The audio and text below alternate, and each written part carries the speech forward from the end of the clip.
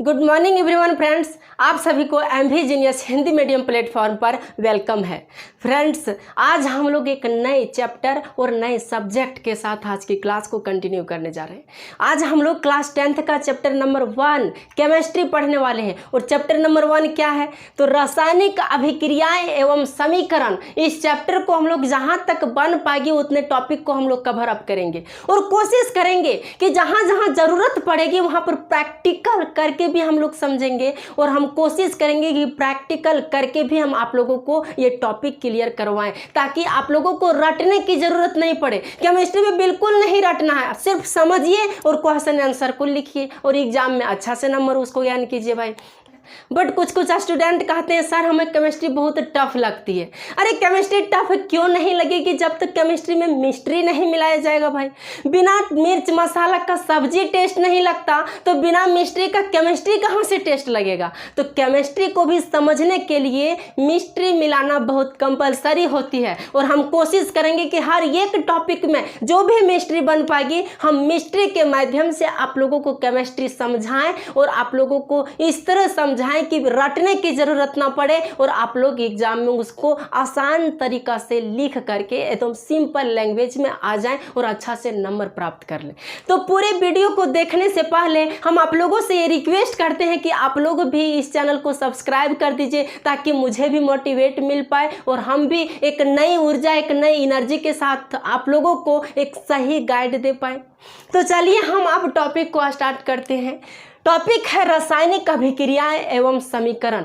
तो आज जो हम लोग पढ़ेंगे उसमें सिर्फ रासायनिक अभिक्रिया को पढ़ेंगे कि रासायनिक अभिक्रिया क्या होती है। रासायनिक अभिक्रिया कुछ तो होती होगी, तो ये रासायनिक अभिक्रिया क्या होती है।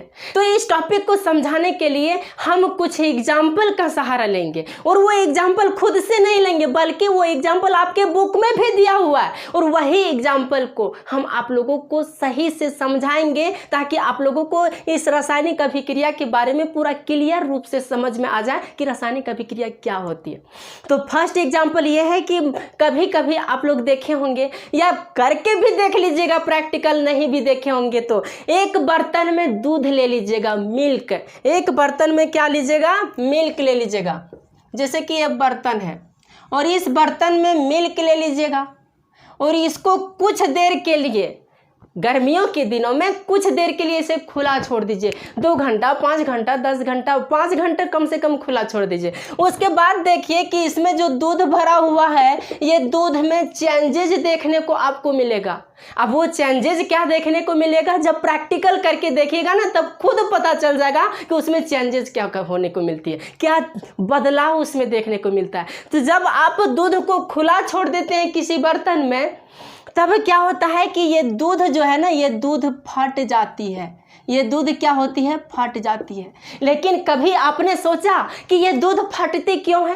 ये दूध फटने का भी रीजन होगा ना, क्यों फटती है। तो हम लोग इस पूरे चैप्टर में इसी पर बात करेंगे कि ये दूध क्यों फटती है, क्या रासायनिक अभिक्रिया होता है, किस तरह इसमें रासायनिक अभिक्रिया होता है। बट इतना समझिए कि जब दूध को हम खुला रख देते हैं कुछ देर के लिए तो ये दूध फट जाती है। दूसरा एग्जाम्पल, यदि आप लोग किसी लोहे को, कोई लोहा है और उस लोहे को आप कुछ दिन के लिए बाहर में छोड़ दीजिए। कुछ लोहा है, कोई छड़ है भाई, ये छड़ है और इस छड़ को कुछ देर के लिए आप या कुछ दिन के लिए आप उसे बाहर में छोड़ दीजिए। आप देखिएगा उसमें कुछ बदलाव देखने को मिलेगा। कभी आप देखे होंगे या ऐसा हुआ होगा तो आपके दिमाग में आ गया होगा कि सर जब हम उसमें उसे खुला छोड़ देते हैं किसी लोहा को तब उसमें जंग लग जाती है। क्या लग जाती है? तो जंग लग जाती है। तो इस लोहा में यहाँ पर जंग लग जाती है इसे बाहर में खुला छोड़ देने के बाद। अब वो जंग क्यों लगती है?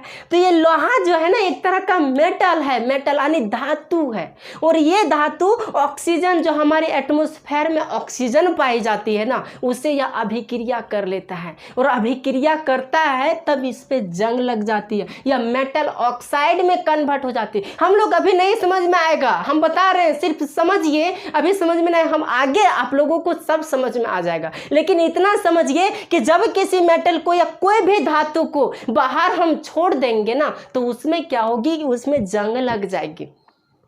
तीसरा एग्जाम्पल आप देखिए, तीसरा एग्जाम्पल यदि आप देखे होंगे तो कोई अंगूर का गुच्छा है, कोई अंगूर का गुच्छा है, यह अंगूर है भाई, समझिए अंगूर है। इस अंगूर में एक प्रोसेस होता है, किण्वन प्रोसेस। आप नाम सुने होंगे, किण्वन नहीं भी सुने होंगे तो कोई बात नहीं, हम समझाएंगे। किण्वन प्रोसेस होता है, किण्वन प्रोसेस होता है।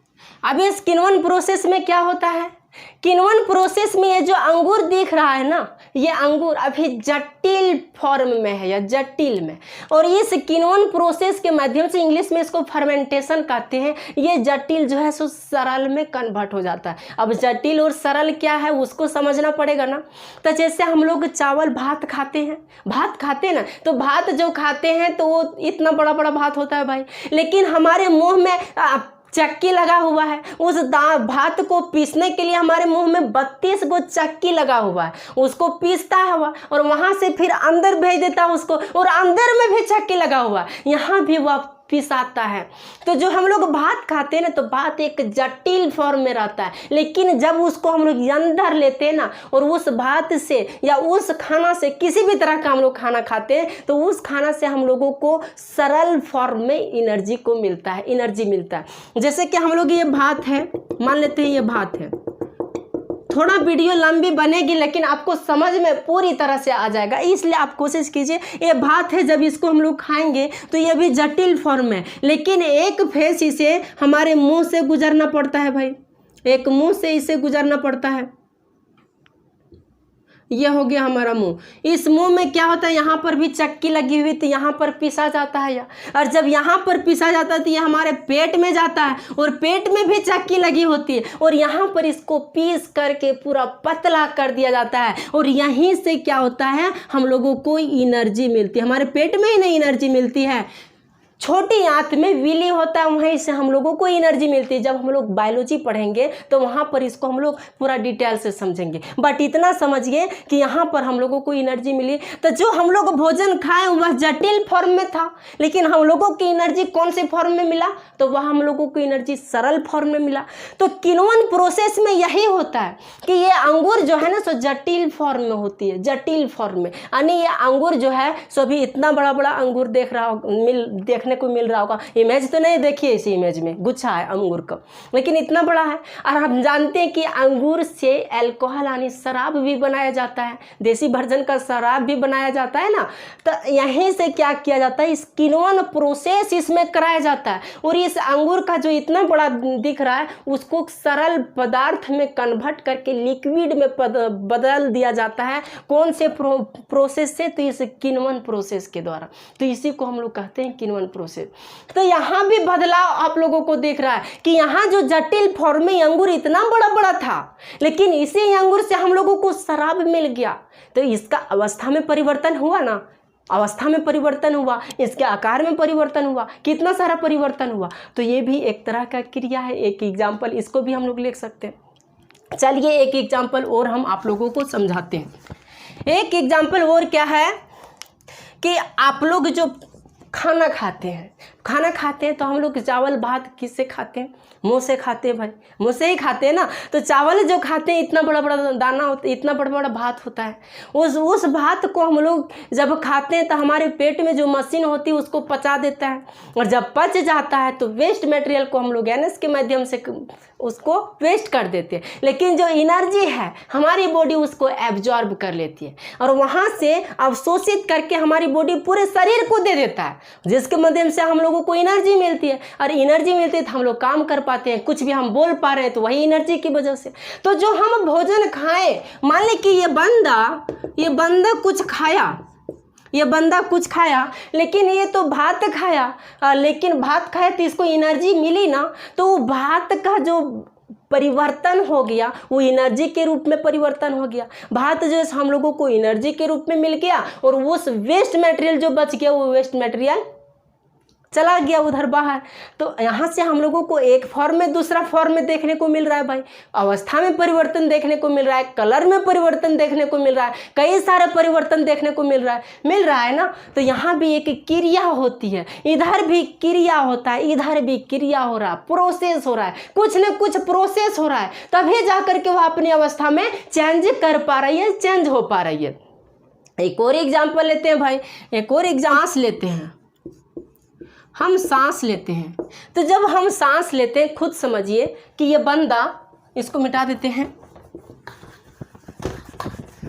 ये बंदा जब सांस लेता है ना, हम ही मान लेते हैं कि सांस लेते हैं, तो सांस लेने के दौरान क्या होता है, हम लोग 28% यानी 78% नाइट्रोजन को लेते हैं, 21% ऑक्सीजन को लेते हैं। थोड़ा एक्स्ट्रा है, लेकिन समझना आप बहुत ईजी तरह से आप समझ जाएंगे। थोड़ा एडवांस लेवल में जा रहा है, लेकिन आप समझ जाइएगा।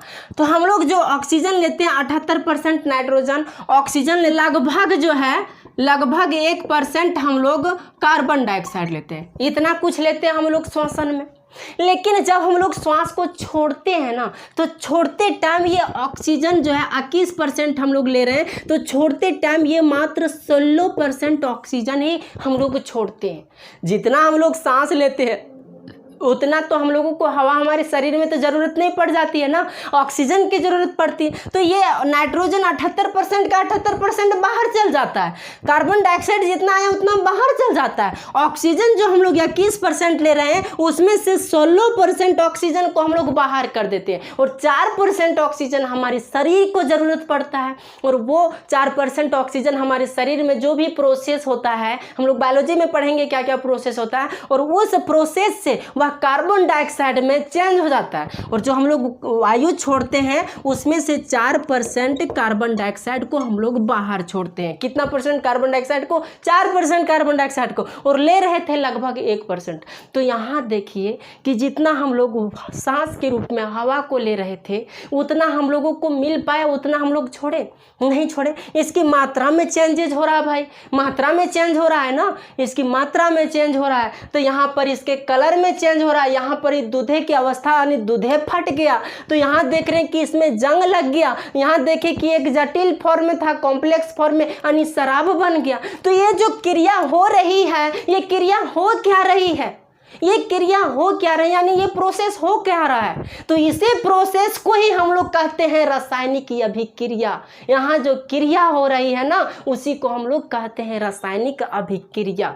अब रासायनिक अभिक्रिया कैसे? तो जब कोई एक फॉर्म से दूसरे फॉर्म में कन्वर्ट हो जाए और दूसरे फॉर्म से पुनः पहला फॉर्म में कन्वर्ट ना हो पाए। जैसे कि कोई भी चीज़ है, इसको हम लोग खाना ही बनाते हैं, खाना ही हम लोग बनाते हैं। ये कढ़ाई है, समझ जाइए, ये कढ़ाई है, और हम लोग खाना बनाते हैं तो याग तो देते हैं, और याग देते हैं तो ये सब्जी जो बनी हुई है, ये सब्जी यहाँ जो बन गई, अब इस सब्जी को हम बोलेंगे कि फिर से तुम लौकी बन जा, तो लौकी बनेगा? जो सब्जी बन गई फिर से लौकी बनेगा? नहीं बन पाएगा ना। अब ये दूध जो फट गया, हम पुनः इसको बोलेंगे कि तुम फिर से दूध बन जा, तो ये दूध बनेगा? यहाँ जो जंग लग गई, फिर से बोलेंगे कि तुम जैसा पहले अच्छा था उस तरह बन जा, तो ये नहीं होगा। इसको बोलेंगे कि फिर से तुम ये अंगूर बन जाओ, तो यह अंगूर बन पाएगा? नहीं बनेगा। हम जो खाना खाएं वो खाना बोलेंगे कि फिर से हम लोगों को चावल मिल जाए, जो भात खाएं वो मिल जाए, तो मिलेगा? नहीं मिलेगा ना। तो वही रासायनिक अभिक्रिया में होती है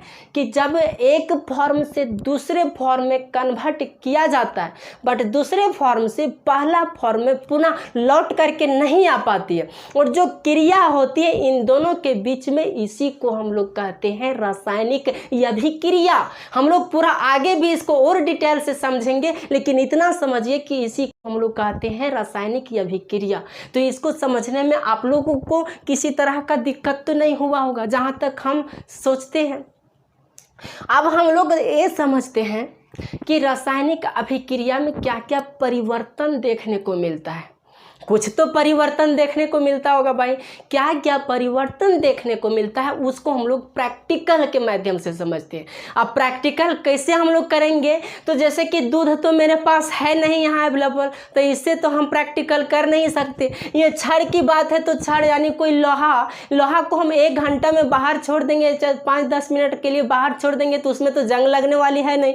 अंगूर तो मेरे पास है नहीं, ये तो हम लोग खाना तुरंत बना नहीं सकते हैं। सांस हम लोग लेते हैं लेकिन उसको हम एक्सपेंड रूप से आप लोगों को समझा नहीं सकते। तो कुछ प्रैक्टिकल का सोर्स हम लेते हैं एक पेपर, और उसको जला करके हम आप लोगों को बताते हैं कि रासायनिक अभिक्रिया में क्या क्या परिवर्तन देखने को मिलती है। आप लोग सही से कॉन्शियस रूप से इधर देखिएगा, सारा कुछ मैटर आप लोगों को समझ में आ जाएगा। तो इसको फिलहाल के लिए हम मिटा देते हैं, ठीक।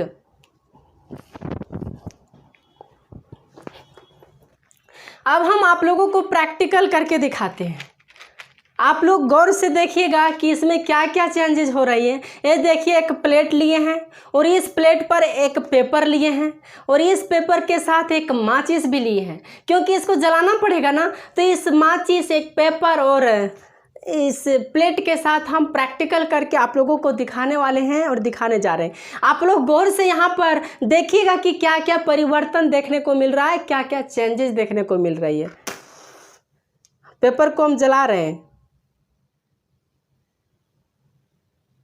पेपर जल रही है। आप गौर से देखिए, पेपर जल रही है। इस पेपर में आप देख रहे होंगे कि गैस निकल रही है, धुआं निकल रहा है ना, गैस निकल रही है। यहाँ पर आप और देखिए गौर से, तो देखिएगा कि ये प्लेट जो है सब गर्म हो रही है। हमको पकड़ने में बहुत दिक्कत हो रहा है, प्लेट गर्म हो रही है। इसके अलावा ये भी देख रहे होंगे आप कि ये पेपर जो है सो पहले वाइट कलर का था, बट अब ये पेपर कौन सी कलर का हो गया, तो अब ये पेपर ब्लैक कलर का हो गया है। कौन सी कलर का, तो ब्लैक कलर का हो गया है। और इतना सारा चेंजेस इसमें देखने को मिला। यानी ये जो क्रिया जो हो रही है यहाँ पर, एक रासायनिक अभिक्रिया हो रही है। और इस रासायनिक अभिक्रिया में क्या क्या परिवर्तन हुआ, तो फर्स्ट चीज परिवर्तन क्या हुआ, इसको अब हम लोग लिखते हैं, रख दिए उसको और लिखते हैं कि फर्स्ट इसमें परिवर्तन जो हम लोगों को देखने को मिला, वह फर्स्ट परिवर्तन क्या था कि यहाँ पर गैस का उत्सर्जन हो रहा था। हम दिखाए ना, अभी भी देखिए गैस का उत्सर्जन हो रहा है, अभी भी यहाँ पर गिर गया, नीचे गिर गया, लेकिन अभी भी गैस का उत्सर्जन हो रहा है। तो फर्स्ट पॉइंट है कि यहाँ पर गैस का उत्सर्जन होता है, गैस का उत्सर्जन।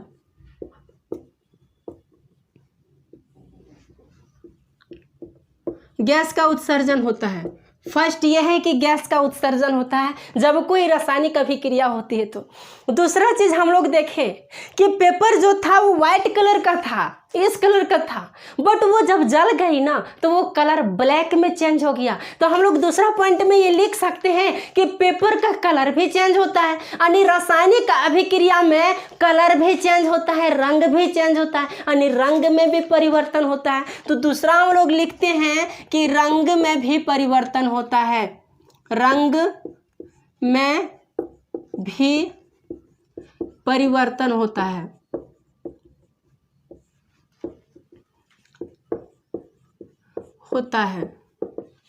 तीसरा ध्यान दीजिए, तीसरा क्या देखें हम लोग, तीसरा देखें कि पेपर जो हम लोग जब जलाए तो वो पेपर थोड़ा ज़्यादा मात्रा में था, बट जब जल गई तो वो अभी इतना सा बन गया, बहुत कम बन गया। उसको हम एकत्र करके नहीं दिखा सकते क्योंकि गिर गया, ज़मीन पे गिर गया, लेकिन वह जो है सो बहुत कम बन गया। जलाने के बाद आप खुद प्रैक्टिकल करके देखिएगा तो कम बन गया, यानी उसका अवस्था जो था, पहले पेपर बड़ा था लेकिन उसका अवस्था धीरे धीरे गुंडी होकर के बहुत कम हो गया। तो हम ये भी लिख सकते हैं कि अवस्था में परिवर्तन होता है। तो चलिए लिखते हैं तीसरा पॉइंट कि अवस्था में परिवर्तन होता है, परिवर्तन होता है। चौथा पॉइंट है कि जब हम पेपर को जला रहे थे अभी, तो आप लोग देख रहे होंगे, गौर किए होंगे, तो मेरा हाथ जल रहा था। हम बोले थे कि मेरा हाथ जल रहा है, यानी टेम्परेचर भी बढ़ रहा था। क्या हो रहा था? टेम्परेचर यानी तापमान भी बढ़ रहा था। तब हम कह सकते हैं ना कि जब रासायनिक अभिक्रिया होती है तो तापमान भी बढ़ता है, यानी तापमान में परिवर्तन होता है। तो यहाँ हम लोग वो भी लिख सकते हैं कि तापमान में परिवर्तन होता है, परिवर्तन होता है। तो ये 4 पॉइंट आप लोग यदि एग्जाम में लिख दीजिएगा तो आप लोगों को नंबर मिल जाएगी। और ये क्वेश्चन से पूछा जाता है, किसी भी तरह से पूछ सकता है, क्वेश्चन को किसी भी तरह से टर्न करेंगे, लेकिन आपको आंसर यही होगा। वो पूछ सकते हैं कि जब रासायनिक अभिक्रिया होती है तो आप लोगों को क्या क्या बदलाव देखने को मिलता है। क्वेश्चन कई तरह से पूछ सकता है, बट आप लोगों का आंसर यही होगा कि पहला होगा कि गैस का उत्सर्जन होता है, दूसरा रंग में परिवर्तन हो जाता है, तीसरा अवस्था में परिवर्तन हो जाता है, और चौथा तापमान में भी परिवर्तन होता है। ये परिवर्तन कब होता है? जब कोई रासायनिक अभिक्रिया होती है। तो इसको भी समझ गए कि रासायनिक अभिक्रिया में क्या परिवर्तन होता है। अब हम लोग नेक्स्ट पॉइंट पढ़ते हैं, रासायनिक समीकरण। इसको हम इरेज करते हैं, मिटाते हैं, और रासायनिक समीकरण देखते हैं। अब रासायनिक समीकरण क्या होता है भाई? तो रासायनिक समीकरण जो भी चीज़ हम लोग लिखते हैं या जो भी चीज़ बनता है, जैसे कि किसी भी चीज़ का किसी के साथ रिएक्शन करवाया जाता है ना, तो वह एक तीसरा प्रोडक्ट बनता है। जैसे कि आप मैग्नीशियम का एक रिबन लेंगे, रिबन जिसको फीता कहते हैं, रिबन फीता, हिंदी में फीता कहते हैं, इंग्लिश में उसको रिबन कहते हैं। तो मैग्नीशियम का कोई भी रिबन लेते हैं, मान लेते हैं कि ये एक मैग्नीशियम है, मैग्नीशियम का रिबन। मानने में क्या जाता है, हम लोग मैथ में मानते हैं ना कि ये इतना बराबर एक्स, इतना बराबर वाई, तो यहाँ भी हम लोग केमिस्ट्री में भी मान लेते हैं भाई। तो मान लो कि ये एक मैग्नीशियम का रिबन है, और इस मैग्नीशियम के रिबन को जब हम ऑक्सीजन की उपस्थिति में इसको जलाएंगे, तो जलाने के बाद कुछ तो बनेगा भाई, कुछ तो बनेगा। तो मैग्नीशियम के रिबन को ऑक्सीजन की उपस्थिति में जलाने के बाद मैग्नीशियम ऑक्साइड बनता है। क्या बनता है? Magnesium oxide. तो ये जो होता है ना, ये जो मैग्नीशियम ऑक्साइड जो है एक तरह का लैंग्वेज फॉर्म हो गया। बट इसको जब सूत्र में लिखा जाता है, इस शब्द को जब सूत्र में लिखा जाता है, तो उसी को हम लोग कहते हैं रासायनिक समीकरण। जैसे कि एग्जाम्पल में ये समझिए कि जब मैग्नीशियम का कोई रिबन है, मैग्नीशियम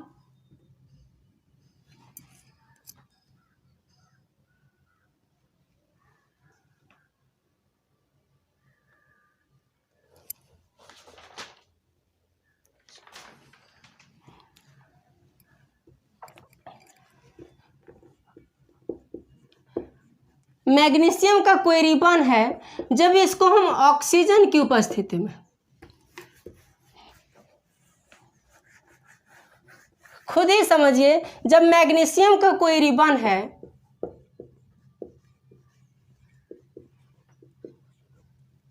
मैग्नीशियम के रिबन को जब हम ऑक्सीजन की उपस्थिति में,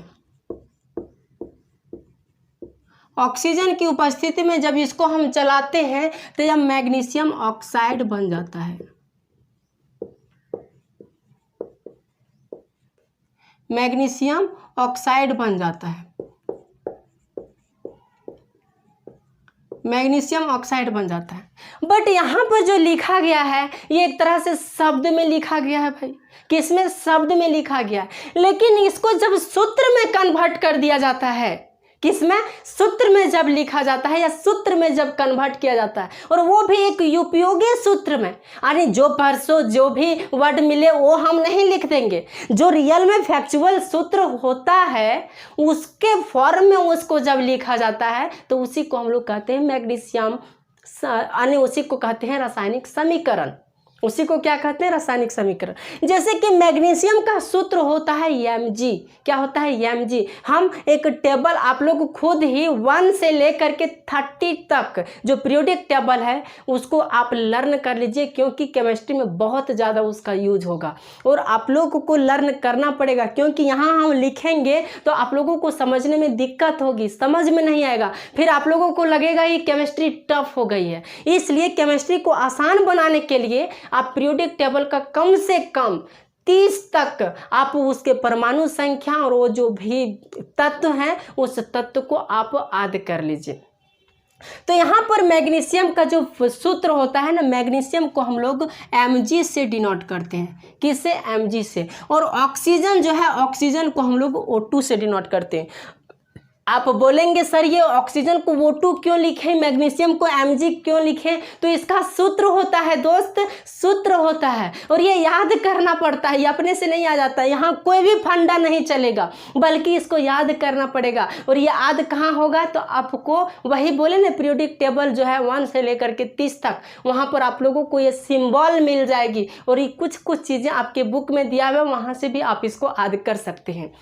ऑफलाइन क्लासेस नहीं है जो कि हम आप लोगों को लिखवा सकते हैं, उतना सारा लिखवाएंगे तो बहुत लंबी क्लासेस चल जाएगी। लेकिन खुद समझिए कि यहाँ पर मैग्नीशियम को Mg लिखते हैं और ऑक्सीजन को O2 लिखते हैं। और जब इसमें रिएक्शन होता है, अब लेकिन ये आप ज़रूर कहिएगा और इसका फैक्ट हम बताएंगे कि सर मैग्नीशियम लिखें ऑक्सीजन लिखें। मैग्नीशियम को ऑक्सीजन की उपस्थिति में जब जलाया जाता है, ठीक, हम मान लिए कि इसको जलाया जाता है, बट इसके बीच में जो साइन दिए वो साइन प्लस होगा। तो हाँ, इन दोनों के बीच में जब रिएक्शन होती है ना तो इसके बीच में प्लस का साइन दिया जाता है। यहाँ पर माइनस का साइन नहीं दीजिएगा क्योंकि प्लस एक दूसरे को कनेक्ट करने का काम करता है। क्या करता है फ्रेंड्स? कनेक्ट करने का काम करता है। तो यहाँ पर जितने भी तरह के तत्व रहेंगे या जितने भी तरह के यौगिक रहेंगे कंपाउंड, सारे के बीच में प्लस का सिंबल दिया जाता है। और जब यहाँ पर रिएक्शन किया जाता है ना, यहाँ पर तो रिएक्शन करने के बाद इसके बाद जो तीसरा प्रोडक्ट बनता है, तीसरा तो कुछ बनेगा भाई, रिएक्शन करेगा तो। जैसे कि हम लोग अभी पेपर को जलाएं तो पेपर को जलाने के बाद वो एक क्या बन गया? राख बन गया ना, तीसरा प्रोडक्ट। तो यहाँ भी तीसरा प्रोडक्ट बनेगा। तो तीसरा प्रोडक्ट बनने के लिए यानी इससे पहले क्या क्या क्रिया हुई है, इससे पहले यदि कुछ क्रिया होती ना तो उसको हम लोग तीर के निशान से यह दर्शा देते हैं कि इसके पहले कुछ क्रिया हुई है, तब जाकर के कोई तीसरा प्रोडक्ट बना है। दो लोगों के बीच में कुछ प्रोसेस होती है तभी जाकर के कोई बेबी या बच्चा होता है ना। तो यहाँ भी इन दोनों के बीच में कुछ क्रिया हुई है, कुछ प्रोसेस हुआ है, तभी जाकर के तो यहाँ तीसरा प्रोडक्ट बनेगा भाई। तो यहाँ पर तीसरा प्रोडक्ट मैग्नीशियम ऑक्साइड बन जाता है। आप बोलेंगे कि मैग्नीशियम ऑक्साइड का फार्मूला क्या होती है? तो मैग्नीशियम ऑक्साइड का फार्मूला MgO होती है। क्या होती है? MgO। आप 9th में पढ़ चुके होंगे कि यहाँ सर O2 है, लेकिन यहाँ पर O2 नहीं लिखें, यहाँ पर कुछ नहीं, यहाँ पर कुछ ही, ठीक, मान लिए O2। तो आप 9th में पढ़ चुके होंगे कि संयोजकता के आधार पर जो सूत्र को लिखा जाता है उसको आप 9th क्लास में पढ़ चुके होंगे। तो वहाँ तक हम समझते हैं कि आप उसको पढ़ लिए हैं। उतना यदि हम समझाने लगेंगे तो बहुत लंबा क्लास चल जाएगा।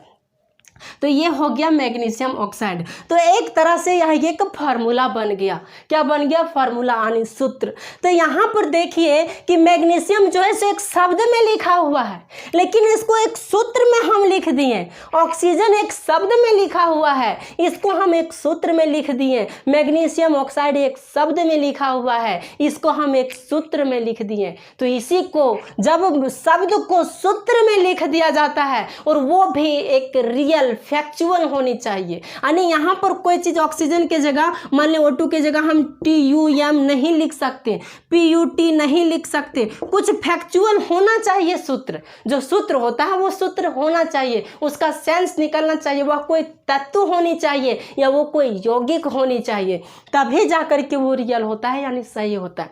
तो जब इसको, इस शब्द को हम एक सूत्र के रूप में लिखते हैं ना, तो इसी को हम लोग कहते हैं रासायनिक समीकरण। क्या कहते हैं? रासायनिक समीकरण। तो आप लोगों को रासायनिक समीकरण भी समझ में आ गई होगी जहां तक मेरी समझ है। अब रासायनिक समीकरण में एक चीज और पूछा जाता है कि अब बताइए कि संतुलित समीकरण क्या होती है और असंतुलित समीकरण क्या होती है। ये भी पूछ लिया जाता है भाई, संतुलित समीकरण और असंतुलित समीकरण। तो नेक्स्ट पॉइंट है संतुलित समीकरण और असंतुलित समीकरण। हम इसी एग्जाम्पल को लेते हैं, एक और एग्जाम्पल आप लोगों को समझाएंगे। इस एग्जाम्पल में संतुलित समीकरण में क्या होता है, ये जो रिएक्शन हो रही है ना फ्रेंड्स, ये रिएक्शन, तो इस रिएक्शन से पहले जो क्रिया करने में यानी जो प्रोसेस करने में कुछ भाग लेता है, जो प्रोसेस करने में भाग लेता है, पार्टिसिपेट करता है, इसको हमारे साइंटिस्टों ने एक नाम दे दिया। एक नाम क्या दे दिया? इसका अभिकारक बोल दिया। अभिकारक यानी इसका पहचान तो होगा, इसका कोई नाम होगा तब ना हम नाम से इसको कुछ बुला सकते हैं। इसको आवाज़ लगाने की ज़रूरत पड़ेगी तो नाम से इसको बुला सकते हैं, इसको भी आवाज़ लगाने की भी ज़रूरत पड़ेगी तो नाम से बुला सकते हैं। तो इस अभिक्रिया से पहले जो रिएक्शन होता है, इंग्लिश में इसको रिएक्टेंट कहते हैं। क्या कहते हैं? रिएक्टेंट। हिंदी में इसको अभिकारक कहते हैं। और इसके बाद रिएक्शन होने के बाद जो न्यू प्रोडक्ट बनता है, प्रोडक्ट इंग्लिश में उसको प्रोडक्ट कहते हैं और हिंदी में उसको उत्पाद कहते हैं। तो जो उत्पाद होता है, तो अभिक्रिया के बाद जो बनता है उसको हम लोग उत्पाद कहते हैं। क्या कहते हैं? उत्पाद। यानी इस रिएक्शन से पहले वाले भाग को अभिकारक और उसके बाद वाले भाग को उत्पाद कह दिए। इसको रिएक्टेंट और इसको प्रोडक्ट कह दिए। इन दोनों के बीच में जो रिएक्शन हुआ इसी को रिएक्टेंट हो गया और इस रिएक्शन के बाद जो प्रोडक्ट बने वो उत्पाद हो गया। भाई जो उत्पन्न हुआ वो उत्पाद हो गया। ये तो समझ में आ गया होगा। बट रासायनिक समीकरण में क्या किया जाता है कि आप लोगों को ये बोल दिया जाता है कि इसको संतुलित करें। अब संतुलित कैसे करेंगे? तो संतुलित करने के लिए आप लोगों को ये आना चाहिए कि ये जो तत्व दिया हुआ है, ये तत्व जो एलिमेंट दिया हुआ है, यहाँ पर इधर जितना एलिमेंट होगा अभिकारक में, उतना एलिमेंट उत्पाद में भी होना चाहिए, या उतना तत्व इधर भी होना चाहिए, उतना तत्व इधर भी होना चाहिए। अब जैसे कि आप गौर से देखिए तो यहाँ पर मैग्नीशियम कितना है? 1 है। इधर हम देखें तो मैग्नीशियम कितना है? 1 है। यहाँ पर ऑक्सीजन देख रहे हैं तो यहाँ ऑक्सीजन 2 है, बट यहाँ पर ऑक्सीजन 1 है। लेकिन यहाँ पर संतुलित रासायनिक समीकरण में ये सब फंडा होता है कि आप कुछ ऐसा कुछ नंबर को आप मल्टीप्लाई कीजिए ताकि दोनों प्रोडक्ट और रिएक्टेंट दोनों का जो बैलेंस है, दोनों का बैलेंस सेम हो सके और दोनों इक्वल हो सके। कुछ नंबर से उसको मल्टीप्लाई करना पड़ेगा। अब यहाँ पर जब मैग्नीशियम 1 है, यहाँ 1 है, ऑक्सीजन यहाँ 1 है, यहाँ 2 है, तो इसको हम इक्वल कैसे करेंगे भाई?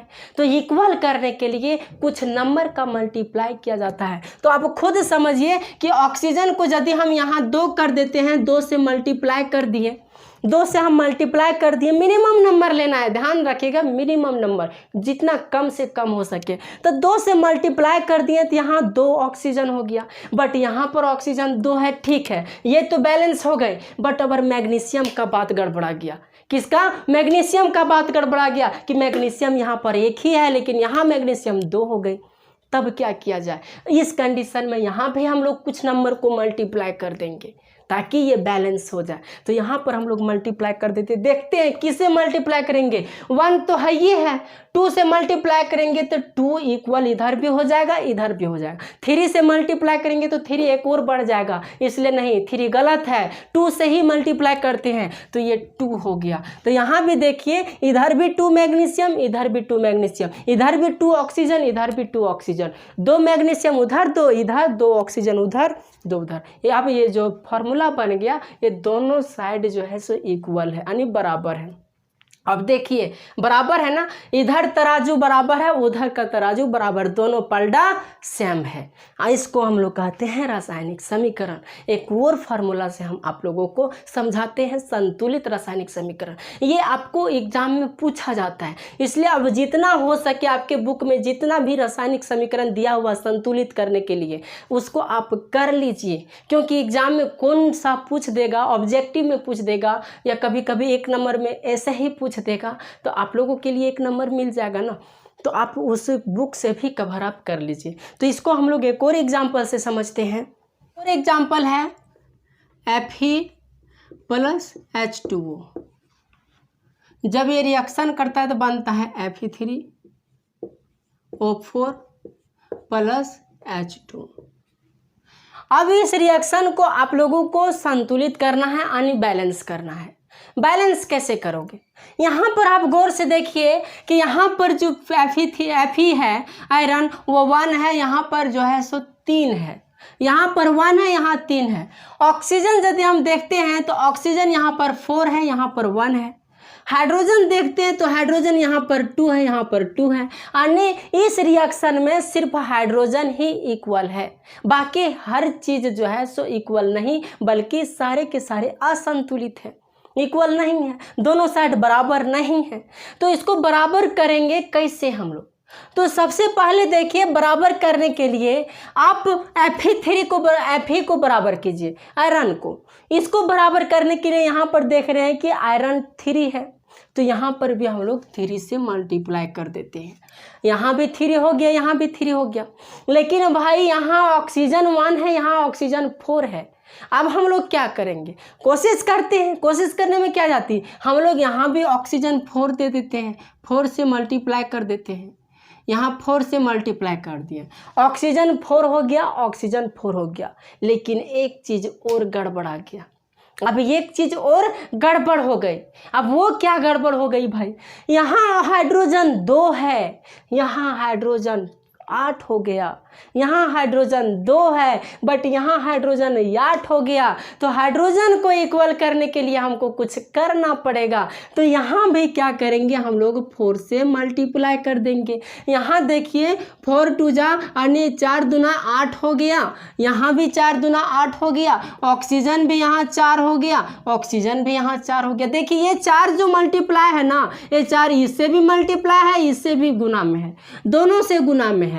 समझ गए ना? तो हाइड्रोजन यहाँ 8 हो गया, ऑक्सीजन 4 हो गया। यहाँ आयरन कितना है? 3 है, यहाँ भी आयरन 3 है। यानी अभिकारक और उत्पाद में दोनों में ये जो है सो इक्वल हो गया, दोनों में इक्वल हो गया, यानी बराबर हो गया। और जब बराबर हो गया तो हम कहेंगे कि यह जो रिएक्शन है वह एक संतुलित रिएक्शन है, संतुलित रिएक्शन है। तो इस तरह से रिएक्शन को संतुलित किया जाता है, यानी बैलेंस किया जाता है। तो बैलेंस करने के लिए आप लोगों को आना चाहिए। आप जितना ज़्यादा से ज़्यादा प्रैक्टिस कीजिएगा उतना आप लोगों को ये बैलेंस करने के लिए आएगा।